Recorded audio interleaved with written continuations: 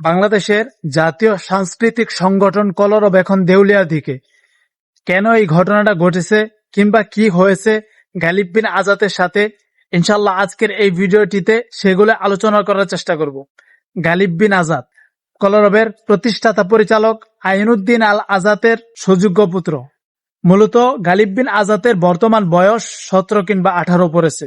এতদিন কলরবের দায়িত্ব সামলেছেন বদরুজ্জামান।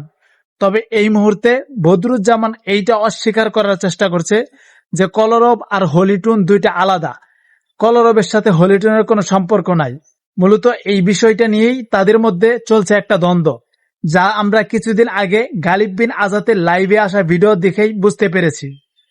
তবে গালিব বিন আজাদ আরো একটা কথা বলেছে, যেটা হয়তো অনেক মানুষই জানে না, যে হলিটুনের অফিসিয়াল পেজে গালিব বিন আজাদের অর্থাৎ আইনুদ্দিন আল আজাদের স্ত্রীকে নিয়ে কটূক্তিমূলক মন্তব্য প্রকাশ করা হয়েছে। আমরা চাই এই বিষয়টার সমাধান হোক।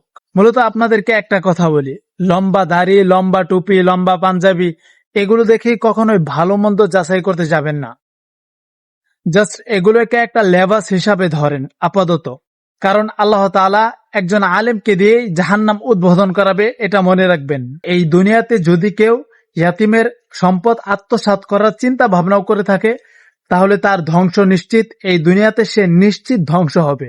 রাসূলুল্লাহ সাল্লাল্লাহু আলাইহি ওয়াসাল্লাম বলেছেন, তোমরা কখনোই ইয়াতিমের সম্পদের দিকে কুদৃষ্টিতেও তাকিও না। সবাই ভালো থাকবেন। আজকের এই ভিডিওটি এই পর্যন্তই। আল্লাহ হাফেজ। আসসালামু আলাইকুম।